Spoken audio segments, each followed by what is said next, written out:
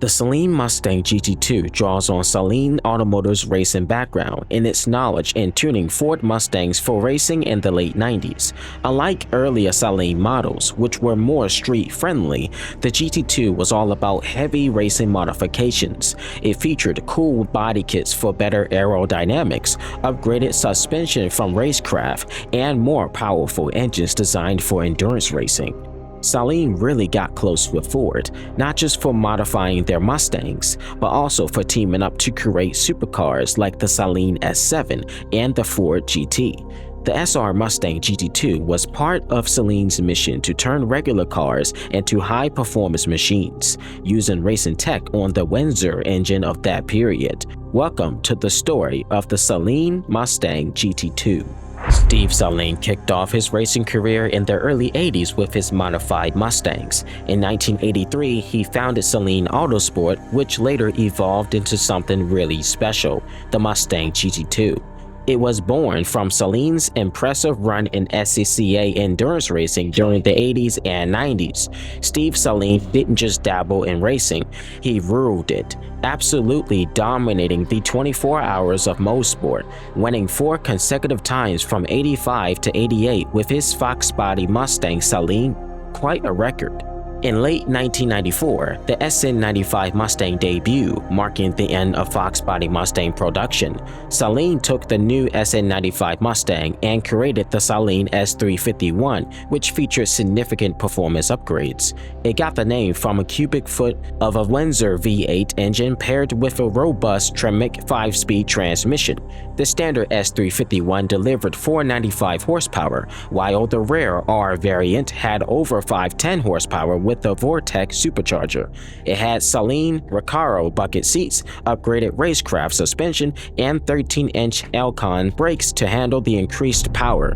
This car was known for its impressive speed compared to 90s Corvettes. Then, the Mustang SR GT2 race car was developed on the S351 platform, showcasing its motorsport potential.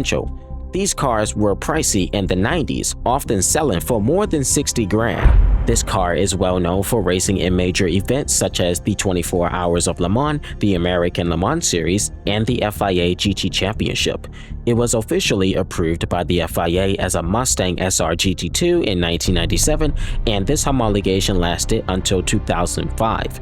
Unlike regular Mustangs of that era, which used a modular V8 engine, the GT2 Mustang Saleen had a Windsor V8 with 5.8 liters, delivering over 550 horsepower and 600 foot-pounds of torque, giving it the power needed for top-level racing.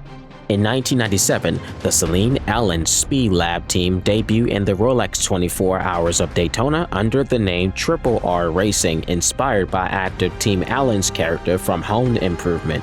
Drivers included Steve Saleen, David Warnock, and Rob Sherrill. There were 3 Saleen Mustangs, 2 factory supported by Saleen and 1 from TF Racing, as Saleen prepared for Le Mans endurance racing. Despite strong practice speed, they faced challenges during the race, finishing 9th in the GTS2 class and achieving the second fastest qualifying lap in the GT2 class, just behind a Callaway Corvette and ahead of several Porsche GT2s. That's a solid performance for their first run. A private Saleen Mustang from TF Racing finished ahead of the factory speed lap cars of the Daytona 24 Hours, showing the factory team had reliability problems early in the season. The Saleen team had a rough time at the 1997 12 Hours of Sebring. Even though they had high hopes, they ran into mechanical issues that kept 2 entries from finishing the race, and only 1 factory car that was left managed to secure 5th place in the GTS2 class. So, the team went to Le Mans circuit, and it was a big deal because it was the first time a Ford Mustang had raced there since 1967.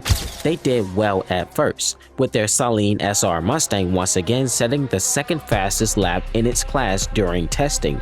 That's important because it helped bring American muscle cars back to racing in Europe before the Saleen S7R supercar made waves later on. But when the race actually happened, things didn't go well for the team. 2 cars DNF'd due to mechanical problems. Despite the poor results, this experience actually changed things for the Saleen company. Steve Saleen took the opportunity to watch and learn from better engineers on other teams, specifically those on the McLaren F1 GTR team. That gave him the idea to create an American supercar that could hang with the best, and that's how the Saleen S7 was born in 2000. And look what happened. That car ended up doing really well in races. This Mustang really made a name for itself. From 96 to 98, they secured 3 SCCA Manufacturers Championships, taking on some tough competitors like Porsche and BMW. Then, in 97 and 98 seasons, they competed in the FIA GT Championship, going toe-to-toe with the dominant Chrysler Vipers and Porsche 911s in the GT2 class. Now, while they mainly served as privateer entries, teams like Certique Motorsport and Saleen Speed Lab were running these Mustangs internationally. However, they didn't always have the raw pace to keep up and snag podiums in such an intense field.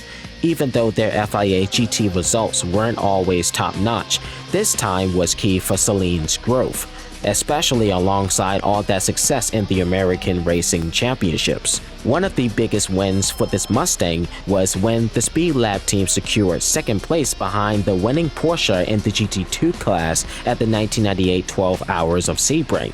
Pretty good stuff. Unfortunately though, the SR Mustang did not make it to the 24 Hours of Le Mans after that. Why? Well, that's because Saleen wanted to stick racing on American territory where they were best at. By 1999, direct evolution came in the form of the Saleen SR widebody, and it was a beast. This car took on the GT2 class and burst onto the American Le Mans series like a missile. It went head-to-head with dominant factory cars like the C5R Corvette, the Dodge Viper, and a bunch of 911 Porsches, earning itself the cheeky name Christine. Now, this wasn't just any car. The 1999 model had roots from a 1997 version, but got a massive makeover with a wide-body kit that turned heads. It was often driven by Terry Borcheller and Ron Johnson, with occasional appearances by legends Steve Saleen, Darren Law, and Shane Lewis. In short, it was a thrilling time for American racing. The car was fast, but faced many mechanical issues that kept it from winning. It competed mostly in the US, achieving several top 10 finishes, with a best result of 3rd place finish at Mo Sport Park, behind the dominant Dodge Vipers. Although the SR widebody did not win major races in the American Le Mans series, it helped Saleen improve for future racing. The car's decent performance put Saleen 3rd in the team championship and 7th in the drivers' championship.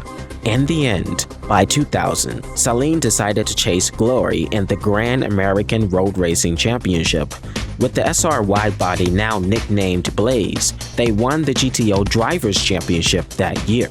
Then, Saleen left Blaze in the hands of privateers exclusively, with it still racing until 2004, and didn't race anymore after that.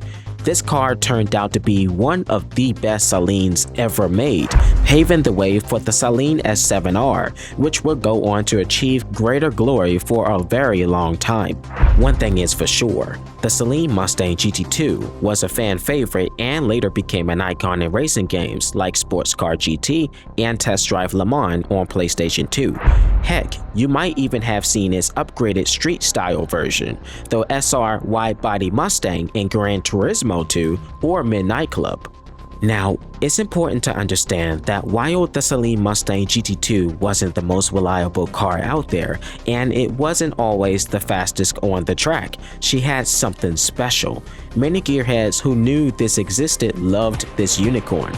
Nobody talks about it much, right? Especially about how she won championships and proved that she could finish races even when things got tough. This big powerhouse proved she could compete for podium finishes and inspire newer, better examples to follow. So, what do we learn from the Saleen Mustang GT2? Sometimes it's not just about being the best, it's about perseverance and proving you can rise to the challenge even when obstacles pop up and still keep chasing the dream of victory. Keep that in mind as you tackle your own challenges in reality. I hope you did enjoy this video as much as I enjoy making it for you all to watch and learn something new every day. And make sure you like and subscribe to my YouTube channel, as it does help a lot and I appreciate it. And I will see you in the very next video. Make sure to give me any suggestions and I will consider. Peace out and stay safe. Chris the Radar out.